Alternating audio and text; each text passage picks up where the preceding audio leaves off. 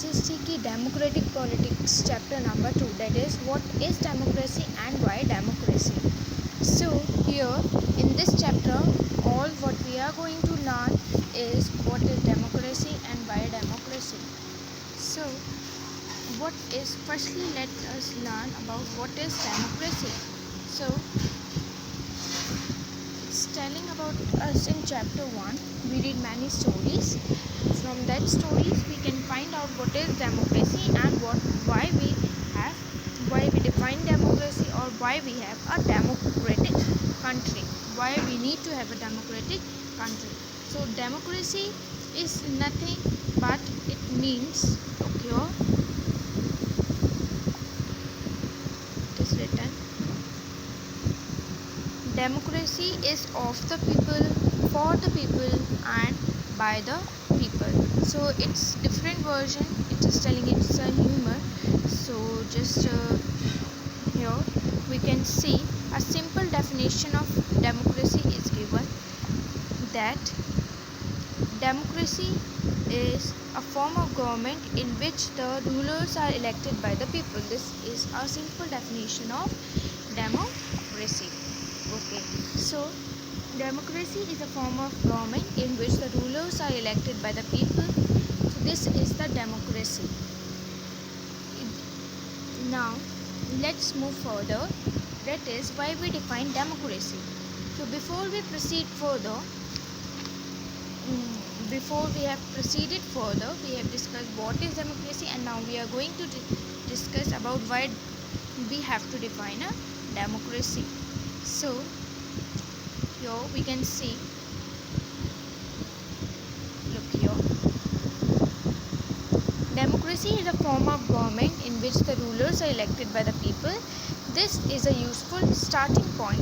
This definition allows us to separate democracy from forms of government that are clearly non-democratic. It means that this definition helps us to differentiate between the non-democratic government and the democratic government. Okay, so the army rulers, now here an example of Myanmar is given. The army rulers of Myanmar are not elected by the people. Okay, those who happen to be in control of the army become the rulers of the country. So in Myanmar what happens, the rulers of the army of Myanmar are not elected by the people. It means it doesn't have a democracy. Okay? Those who happen to be in control of army become the, so a person who is having the power of the army, it means who controls the army, becomes the ruler of the country. People have no say in this decision. It directly means that the army members elect their president or prime minister. Okay. Now, people have no say in this decision. Dictators like Pinochet are not elected by the people. So here an example of dictator is given, like Pinochet. Name of that dictator is given. He is not elected by the people. This also applies to the monarchies. Monarchies, you know very well, like in Nepal, there is a monarchy government. There was a monarchy government. Now, the king of Nepal and Saudi Arabia rule not because the people have chosen them to do so, but because they happen to be born into the royal family. So in monarchy there is a rule of king. It means the king only rules them. Now this simple definition is not adequate. Okay, it's not perfect definition, but we use this only to define it. It reminds us that democracy is people's rule. Okay, this simple definition tell us about that democracy is a form of government in which the rulers are elected by the people. It means there is a rule of people only. But if we use this definition in an unthinking manner, we would end up calling almost every government that holds an election are democracy. So when we use this definition as in an unthinking manner, okay, when we take it as unthinking manner, we mostly find that a government that holds an election is also a democracy. That we would very misleading, that we are not that we doesn't matter, no? That we say that it doesn't matter, that is the main thing. As we shall find out in chapter 4, now it's telling about chapter 4 that every government in contemporary world wants to be called a democracy, or every government wants to be a democracy, but the people are not even supporting them, okay, even if it is not so. That is why it means that if any country is not a democracy, then also they are thinking that they are a democracy, because we define non-democracy as where people are not are servants of the government, okay. That non-democracy means that only, okay. Now here, if we proceed further, it is given, that is why we need to carefully distinguish between a government that is a democracy and one that pretends to be one. We can do so by understanding each word in this definition carefully and spelling out the features of a democratic government.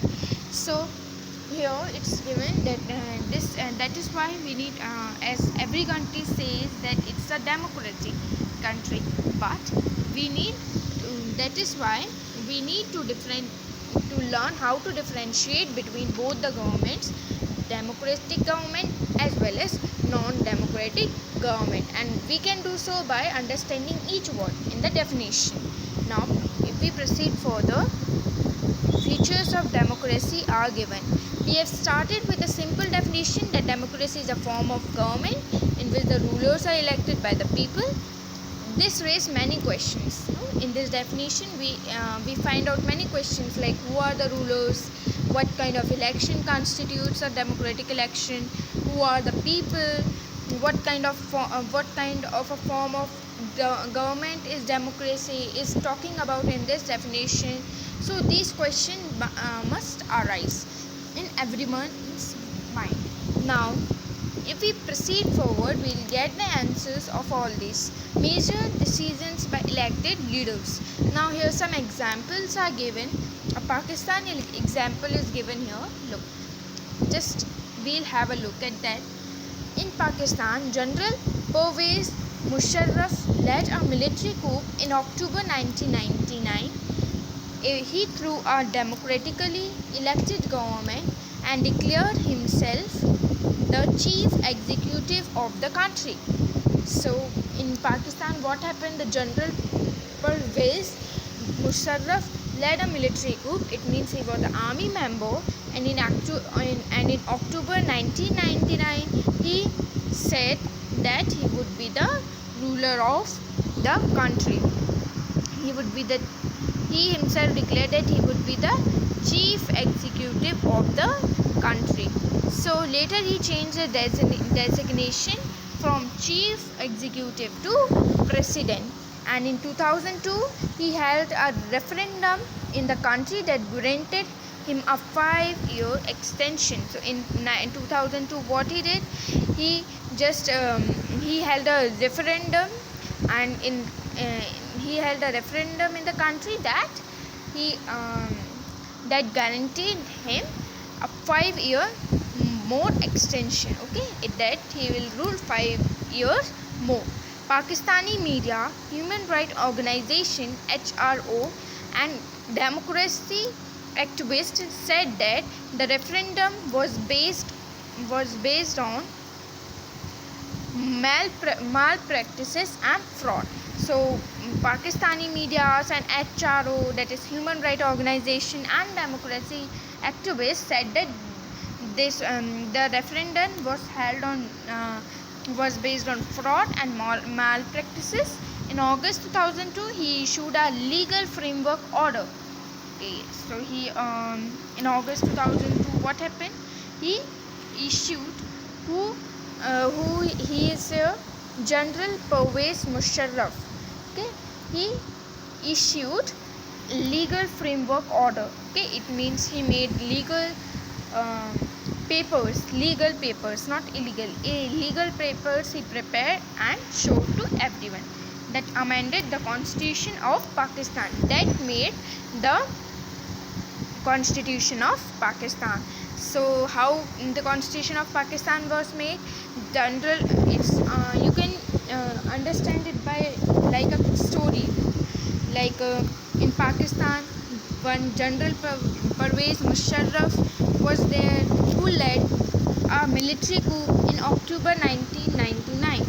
That then he declared himself the chief executive of the country. Later, he changed his designation to the president. He had in 2002 he held a referendum in the country that guaranteed him a 5-year more extension.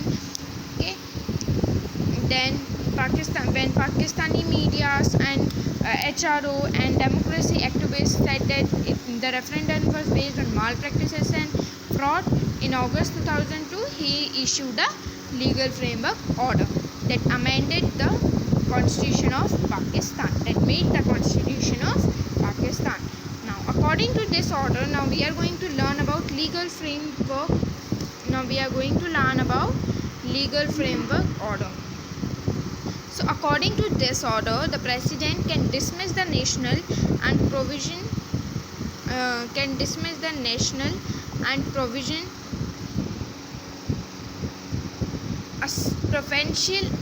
provincial assemblies. So according to this order, the president can dismiss the national or provincial assembly. So he can dismiss the national assemblies. The work of the it means he has the power to dismiss the national assemblies. Then the work of the civilian cabinet is supervised by the National Security Council (NSC), which is dominated by military officers. So then what happened? The work of the civilian cabinet. Okay, what did civilian cabinet do? The work of the civilian cabinet is supervised by a National Security Council. You must have heard in the news sometime that NSC, about NSC. The full form of NSC is National Security Council. This is important. National Security Council. Then after passing this law, elections were held. After passing this law, elections were held to the national and state assemblies. Okay, after he has passed this law,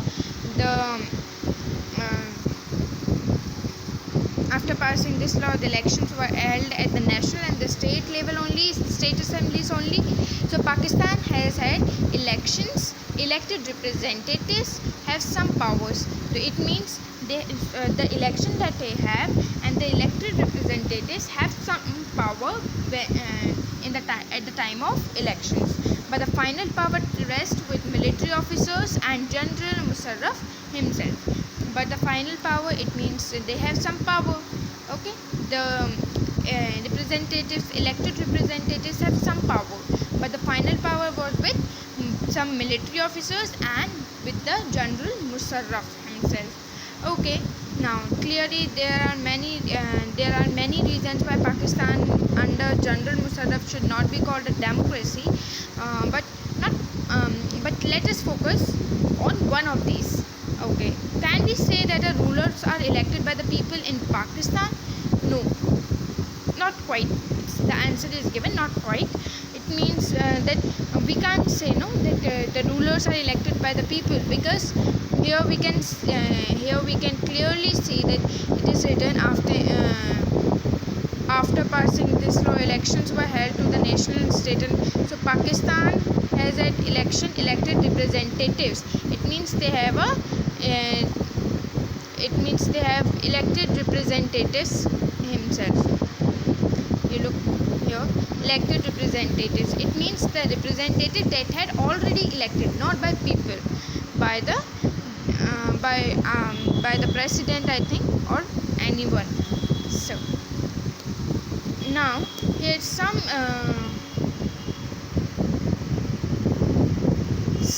futures of the democracy. Let's proceed further. We should not go in deep. Look, some features of democracy are, if you want to write, you can write with me, but here you can see some features of democracy are given. The first feature of democracy is given, just wait.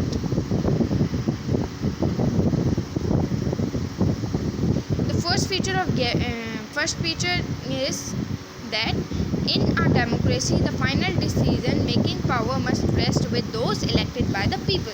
This is the first feature of democracy, not non-democracy. We are talking about democracy only. So the first features of democracy is, in a democracy the final decision making power must rest with those elected by the people. It means the final decision that is made in the democracy must rest with those elected by the people. Okay, must rest with the representatives that are elected by the people.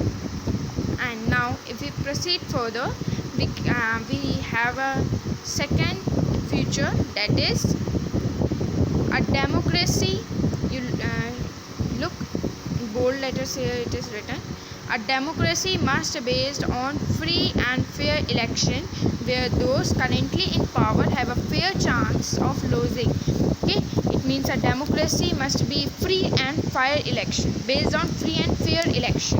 It means it should not have any cheating in, it should not have any type of wrong thing, like they are winning by having votes given by one people give 2 votes. No, this fair and free election there should be in democracy, where those currently in power have a fair chance of losing. So okay, this is the next two. Now if we proceed more, here we can see our topic, one person, one vote, one value. Okay, it means one person should have one vote and one value too. So here we can see third feature of democracy, that is, in a democracy each adult citizen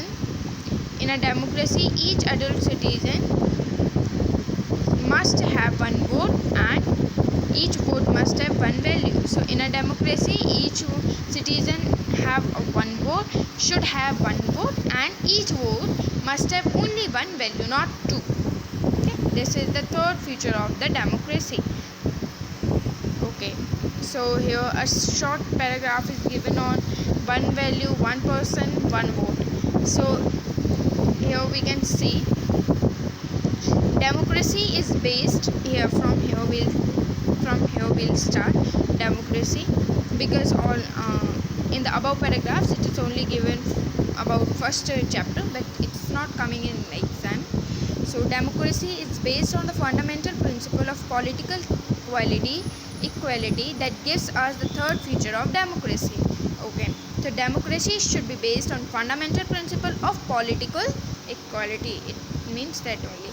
So here you can see a picture. At last, one vote, one man, one vote. So here you can see the description. This cartoon is about the Iraqi election held after Saddam Hussein's regime was overthrown. He is shown behind the bars. What is the cartoonist saying here? Look, here he is sitting here and he is saying, I liked it better when I was the one man and the one vote. Okay, now let's proceed further. Rule of law and respect for rights. So here one more example of Zimbabwe is given. If you want to read, you can read it, because many inside questions also come from here. So here we can have one more feature of democracy, that is, a democratic government rules within limits set by constitutional law and citizen rights.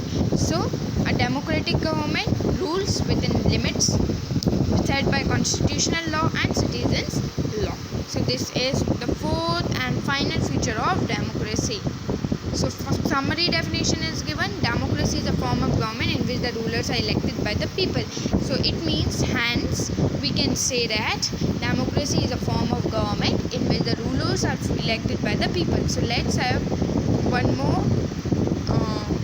one once again we'll have a revision on these topics on the features of democracy. Here you can see, okay, here we can see features of democracy. First feature of democracy is, in a democracy the final decision making power must rest with those elected by the people. Then we proceed forward. When we proceed forward, we have a second feature, that is, a democracy must be based on a free and fair election where those currently in power have a fair chance of losing. Third is that in a democracy each adult citizens must have one vote and each vote must have one value. In this bold letters it is clearly written here, you can see, and you can write also. A democratic government rules within limits set by constitutional law and citizens' right. This is the fourth feature, and hence we can say a democracy is a form of government in which the rulers are elected by the people. Accordingly, democracy is a form of government in which, it means we can say that democracy is a form of government in which rulers are elected by the people, take all the major decisions. Election offer a choice and fair opportunity to the people to change the current rulers. This choice and opportunity is available to all the people on an equal basis, and the exercise of this choice leads to a government limited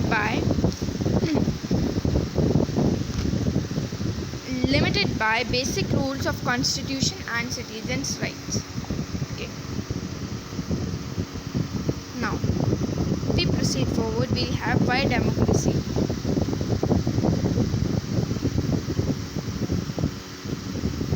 This is not that important. Let's proceed forward. So we'll start from arguments against democracy, okay, and arguments for democracy. Yes, because all these things are not important, we'll proceed forward here. So let's go over some of these arguments. So arguments against democracy, why there should not be a democracy. Leaders keep changing in a democracy. This leads to instability. Okay, so some say that leaders keep changing in a democracy, so it leads to instability. Democracy is all about political competition and power play. There is no scope for morality. Third is, so many people have to be consulted in a democracy that it leads to delays. Okay, so it means many people have to consult in a democracy and then it leads to delays. Okay, it means the decisions are delayed. Elected leaders do not know the best interest of the people. It leads to bad decision. So in the elected leaders do not know the best interest of the people, what the people is interested in, so it leads to bad decisions. Democracy leads to corruption, for it is based on electoral competition. Ordinary people don't know what is good for them. They should not decide anything. Last point is saying that people do not know what they are what is good for them, and they should not decide anything. There should be no right for them to decide anything because they do not know what is good for them and others. Are there some other arguments against democracy that you can think of? So what is your opinion for arguments against democracy? So clearly democracy is not a magical solution for all the problems. It has not ended poverty in our country and in other parts of the world. Democracy as a form of government only ensures that people take their own decisions. This does not guarantee that their decisions will be good.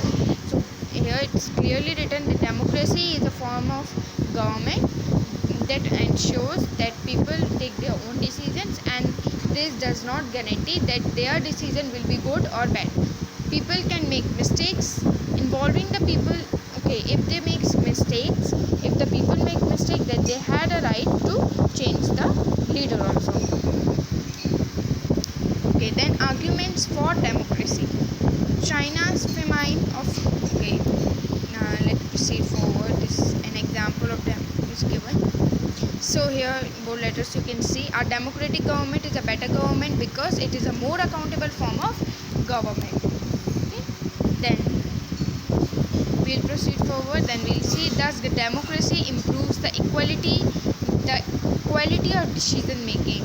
So why democracy is a better government? A democratic government is a better government because it is more accountable form of government. Then second point, democracy improves the quality of decision making. Third point, democracy provides a method to deal with differences and conflicts. Fourth point, democracy enhances the dignity of citizen. Then fifth point, democracy is better than other forms of government because it allows us to correct its own mistakes. Okay? Now let's proceed forward. All these things are not important. Broader meaning of democracy. Broader meaning of democracy. It means, let's see.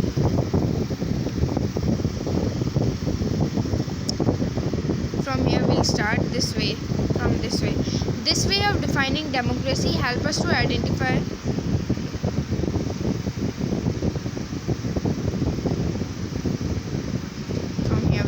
This way of defining democracy helps us to identify a clear set of minimal features that a democracy must have. The most common form that democracy takes in our time is that of a representative democracy. Okay.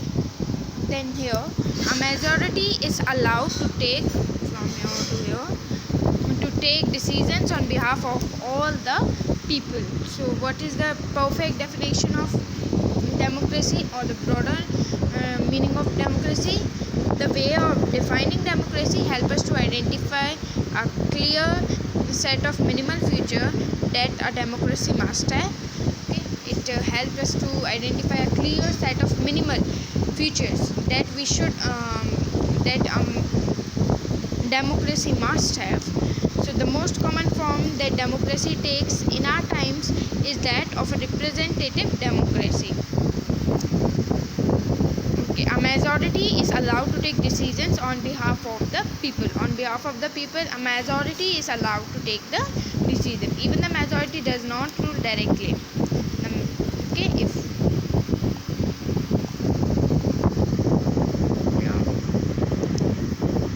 let's proceed forward.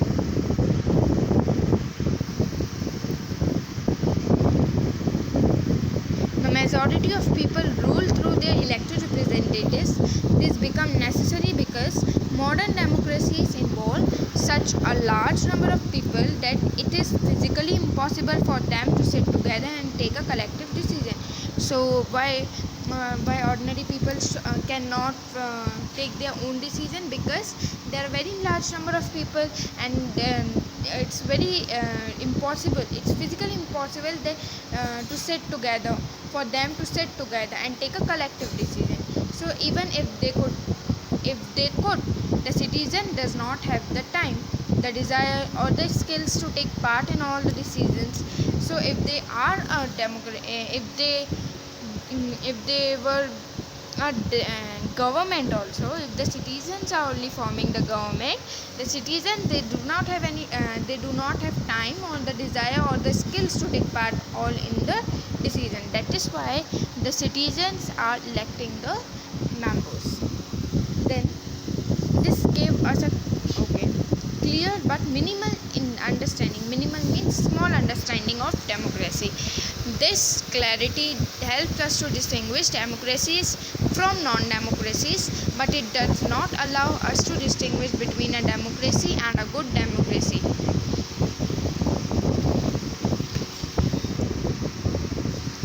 Okay, so this is all we have to read in this chapter. Now let's proceed forward. Here your exercises is given. Exercises. Now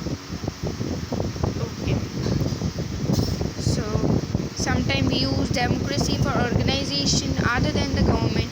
So just read these statements, they are given here.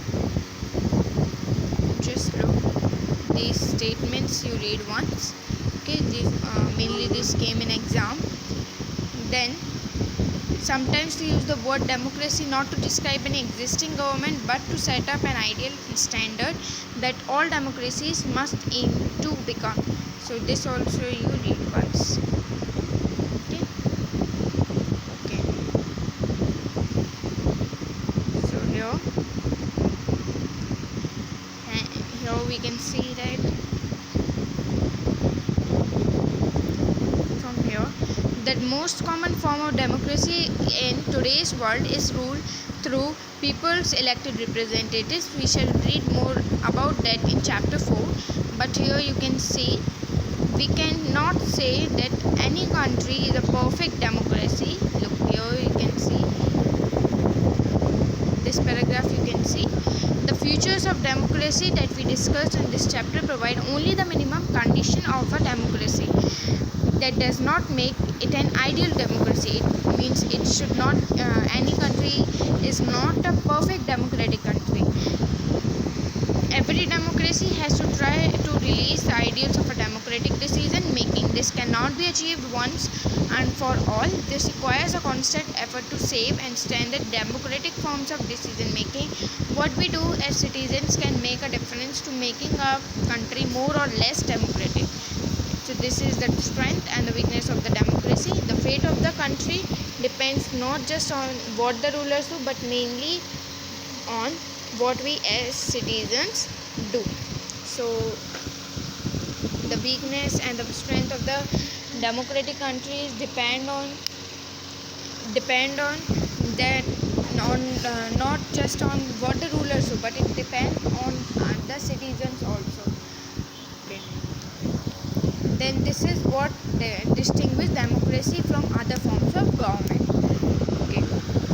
What is the main feature of distinguishing the democracy from other forms of government? So answer would be the fate of country depend on just on what the rulers do, but mainly on what we as citizens do. This is the perfect definition of how we can distinguish the democracy country with another form of government. So in this video it's enough for today.